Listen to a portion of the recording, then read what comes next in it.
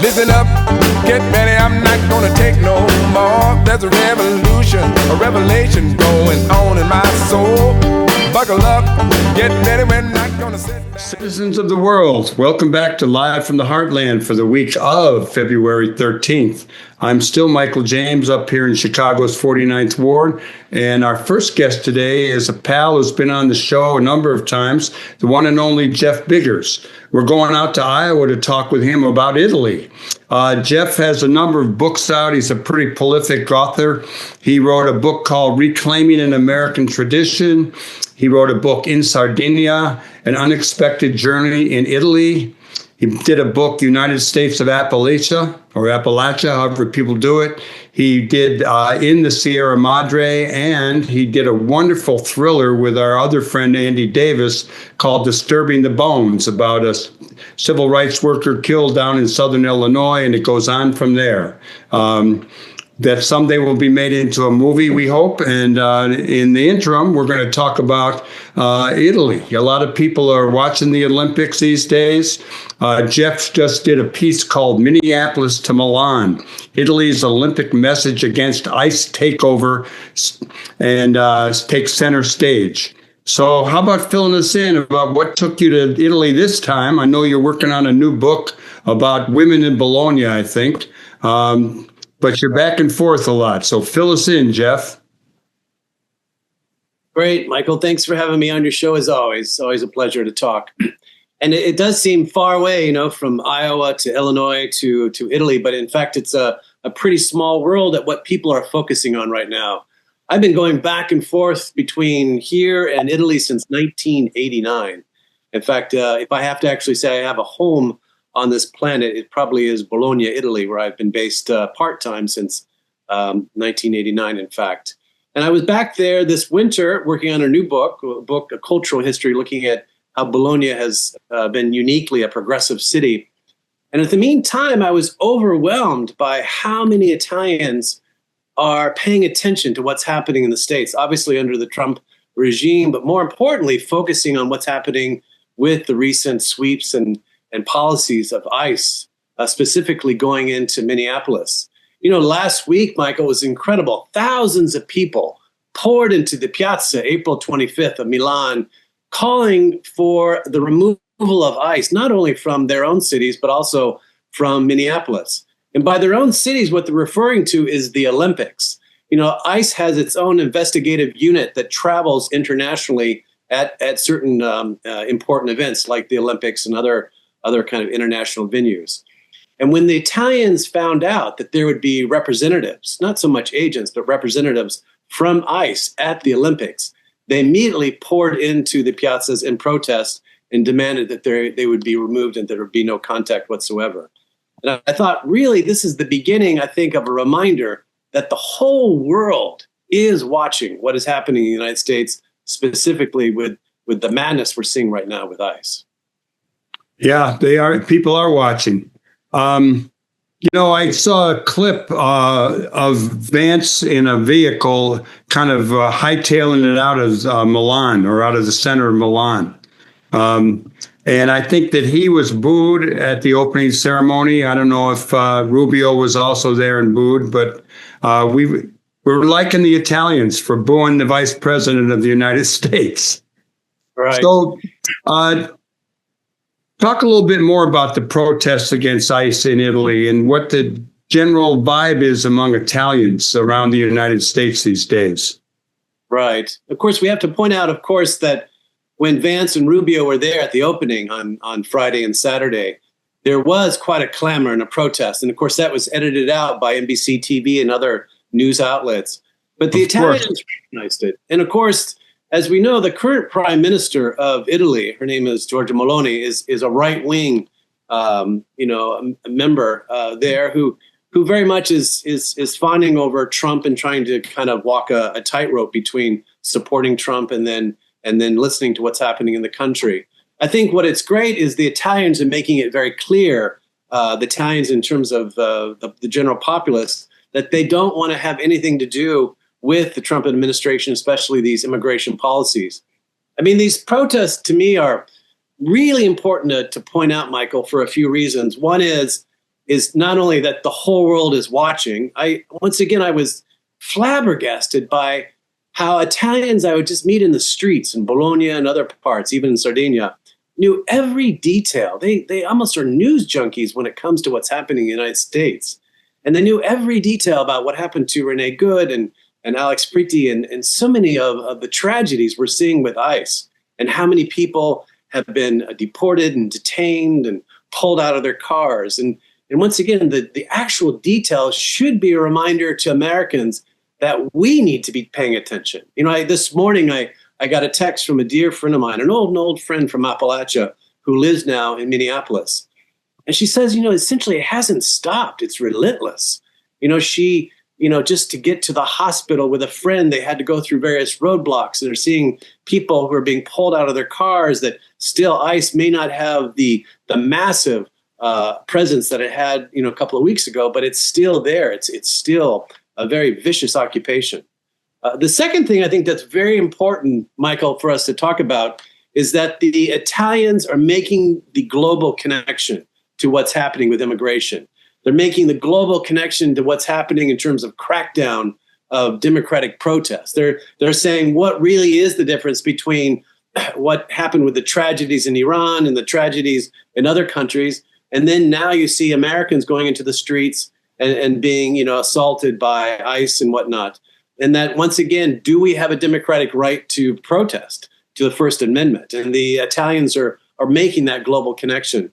I think the third thing that's very important is that they're saying the perception of America, and this is in NPR reported this, a young student in Milan said, the perception of America has changed. And I think that's very important. When you have the mayor of Milan say, we don't want anything to do with these militias, these thugs, these killers from the United States, I think you have really, there's a major shift in how one of our greatest allies, the people who have some of the greatest gratitude for our liberation from the Nazis in World War II, now see us in a different light of who we are. Jeff, you can talk a little bit more about Giorgia Meloni, the prime minister. She is the leader of the right-wing Brothers of Italy. And, Italy has gone back and forth between left-wing governments and right-wing governments. Is the climate changing around her, or is she kind of insulated from all of this in some way? Yeah, it's a very interesting situation because she was elected as part of an alliance, a coalition politics. As you know, in Italy, there's just an extraordinary number of political parties, and each of them get a little percentage, and then they build these coalitions. So the coalitions themselves are quite fragile. So Meloni both has to appease members of her right-wing coalition, but at the same time, fearing that, her own party could go down at any second.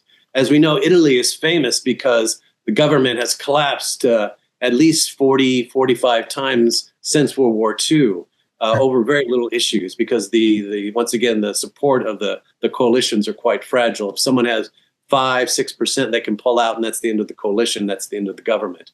So Meloni's trying to have it both ways. She herself only won 28% of the vote. So put that in context in terms of really how much the support. Say that again, 28%? Yeah, when she was in the elections, her party only got 28%, and then they were able to cobble together a 50%, bringing together other centrist and centrist parties. So she has to be very careful. And of course, as we know, she's been careful about attacking Trump. She's been reticent about Greenland. She was not as vocal as Macron and Starmer and the leaders from Germany were. She's been supportive of Zelensky, but she's played it kind of both ways. And she's very close to Orban, of course, in Hungary. So she definitely continues her trajectory as a right-wing, quasi-fascist leader. But she, at the same time, is aware of the global dynamics of politics. I think what's important for her is the historical context, Michael. I mean, when the protesters went into the streets of Milan last week, they picked a specific piazza, a specific square, and that was Piazza April 25th, because April 25th is the day of liberation in Italy, when the Americans and the Allies liberated and basically got the Nazis and the fascists out. And I think the protesters in Italy picked that piazza for a reason, to say, hey, here we are looking at the historical context of authoritarian governments, of tyranny, of Nazis, of fascists, and how once again we're seeing that in whatever shape or form is beginning to creep up again in other parts of the world. And they wanted to point out that, in fact, Americans and Italians had been allies to take on tyranny and to take on fascism and take on the Nazis. What's your sense from living in Bologna of the climate of Italian politics? Is it moving to the left, or will she be there for a while? It's a great question. They struggle with their economy right now, and they go back and forth. I think many respects in our own country, they're awaiting a new generation of young leaders to come along, especially women leaders. The head of the Democratic Party is a young woman now who actually is from the Bologna area. But I think we've yet to see kind of a center-left coalition emerge that can take on the center-rights. So in many respects, Italy is, I think, struggling to come into this new age. And I think what we're hoping is that there will be leadership, just like hopefully there'll be new leadership in the Democratic Party here in the United States, specifically among women, to help pull us through. So it's a very critical moment right now in Italy. And I think Meloni is trying very hard to focus on the economy. Of course, her message is very anti-immigrant. That's how she was elected, when, of course, the immigration issue is a fraction of you would have in other countries. But she's basically has yet to really come through with anything, I think, that supports a stronger economy or a stronger Italy. We see this people on the move throughout the world. Climate change, political turmoil, numbers of reasons, but people are leaving their homelands looking for a better life.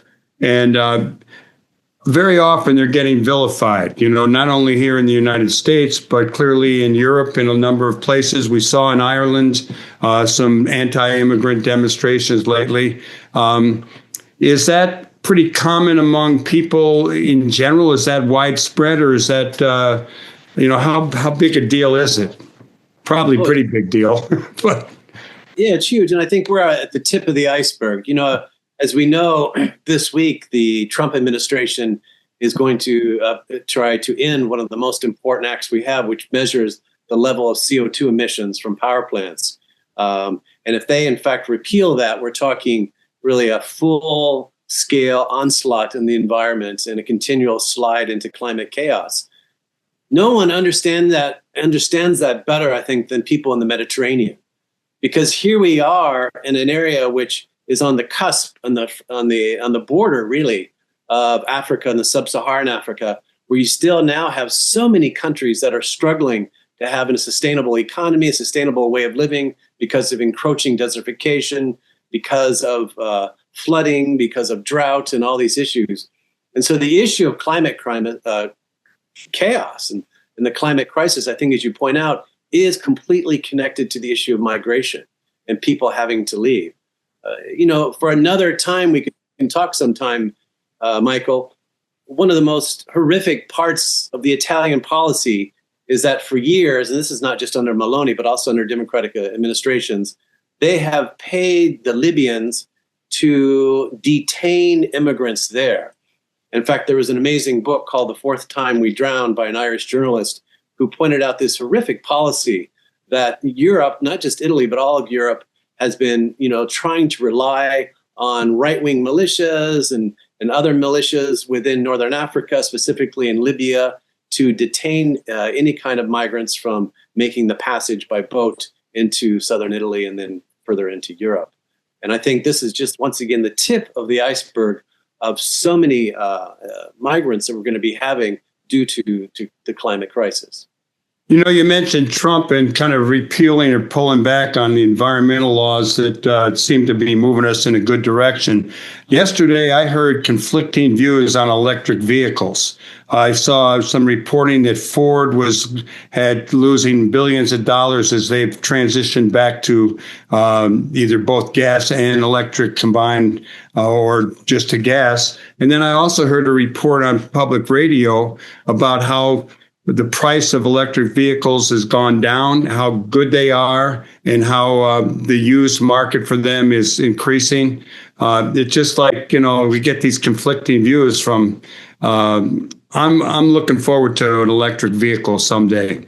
Although I love being in garages with the smell of gasoline and working on old cars.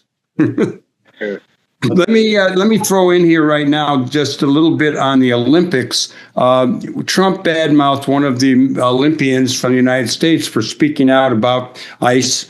And all of a sudden, Trump badmouths this person. And then a number of other Olympians from the United States and other places have come to the fore to defend him and be critical of Trump. Any sense around that? I read about that as well, and I found it very courageous and very inspiring. I think athletes, as you know, have a long time standing tradition of saying, as representatives of their country, they're not necessarily representatives of an authoritarian policy. And I think we've seen that all the way back to the 60s, to even back to Jesse Owens during the Olympics in the 1930s. Right. I think athletes play an incredible role because they're there as representatives of our country, but what part of our country? I think they're there to remind us of democracy, of diversity, of equality, of unity. And I think all those things are very important. And therefore, I think it's amazing to have athletes speak out and say, I represent a country that's based on diversity. It's based on fairness. It's based on equality, and it's based on justice. And that is not particularly what's happening in our country. And I feel very uncomfortable with it. And so I think it's great. I think the mere fact that Trump intervenes and speaks out is showing you, once again, the impact they're having. And I think we can kind of swoop back into that, Michael, that once again, I just want to make it very clear, the world is watching what is happening. And I think the world has been watching. As a historian, one thing that makes me fascinated is to see how we go in these cycles of authoritarian reign. In 1787, for example, John Adams, our second president, who was a bit of an authoritarian himself, but he wrote a book defending our Constitution. And he looked at the other examples of what was happening in Europe and why the Americans needed a three-tier branch of government, why we were going to be different than what was happening in Europe. And he used Bologna, Italy, as one of the examples. He said, here is this great enlightened city where the first university in Europe ever took root 1,000 years ago. And yet they lost their sense of integrity when they gave power to the authoritarian rule of a single person. And he said, Bologna, like Italy, is the warning to the rest of the world. He wrote this in the 1700s. If we don't avoid tyranny, that we must resist at whatever cost of putting power in the hands of a single person. And that's John Adams, our second president, warning us. And I think that warning, here we are, 200 years later, 250 years later, is very important for us to remember what we're going through right now. And I think Italy is the great warning for us, but also they're the great reminder for us that we have to be very aware of what's happening in the global context. Well, Jeff, you were over in Italy where they have snow in the mountains, or they have to manufacture snow. I'm not sure what's happening this time. And you're back in Iowa where there's been plenty of snow, I imagine. What do you got to say about the future of America and the climate today and how people of conscience can move to make it a better day? Michael, I look out my office right here and I can see the Mississippi River. And it was frozen over last week, completely iced in. And of course, that's wonderful because we get to see the eagles who come and try to fish. But that ice is gone. And I think that's a great metaphor that as long as we hold the line, as long as we continue to get out in the streets, as long as we continue to show solidarity, as long as we continue to bring out the truth from the darkness and light as journalists, as writers, as radio people like yourselves, as storytellers, that ice will thaw and the river will keep flowing and we will continue to progress forward. And I'm an optimist. As a historian, you see that we go through these crises, but we also see that we rise to the occasion and move forward. And you've been a big part of that. And I kind of foresee that in the future, especially here in the great Midwest. One final thing. We got a minute or so left. tell people once again, the last time you were on our show, you were talking along with Andy Davis about your new book together called Disturbing the Bones. And I don't know how it's sold or what's happened with it, but I got to say, it was a terrific book. And not only do you guys talk nicely about me at the end, but for introducing you, but it was real exciting. And of course, it takes place in a couple of places we both know well, Chicago and Southern Illinois. Tell our readers a bit about it, and then we'll end up. Sure. Think about it. You're the one who created the whole project to begin with by introducing me to Andrew Davis there at the Heartland Cafe, 10 years ago, probably. And Andy, of course, being the great filmmaker of Chicago, and, he wanted to work with me coming from Southern Illinois. And the idea of a detective finding bones from Southern Illinois, a detective who now works in Chicago, but originally was from Carroll, Illinois, and having to go back into history and to understand what happened. And of course, that history now is showing up in daily politics. And that's what the novel really was, is how we still grapple with our history, our issues of racism and our issues of justice, and how it took people coming together to really come up with a solution. While meanwhile, we have all sorts of intrigue and hijinks and great fugitive work. Now, let me finish with this. Andrew Davis came to Bologna last summer, and Bologna has the world's greatest cinema, this massive outdoor cinema they set up in the piazza. We had 3,000 people in the piazza, this massive screen. I've never seen anything quite like it. The New Yorker magazine actually, in fact, had a huge spread on it. And there they played The Fugitive. And there you were, Michael. And they played The Fugitive. And Andy was there. He got a standing ovation. We had to drag him away from so many people who wanted his autograph. And it was just a beautiful way to once again show the impact that his work has had all over these many decades, to tell an incredible story from Chicago to Bologna to around the world. Jeff Biggers, I want to thank you for joining us. Someday maybe I'll see you in Bologna. More likely I'll see you in Davenport, Iowa, across the Mississippi River. Tell people how they can get a hold of you if they want to be in touch, and if you'd like to share it. Sure. The easiest way, of course, is my website, jeffbiggers.com, has all sorts of information and ways to contact. All right, you keep doing good in the world, brother. We're glad to have you on, and we'll see you before you know it. Onward, Michael. Talk to you soon. Everybody.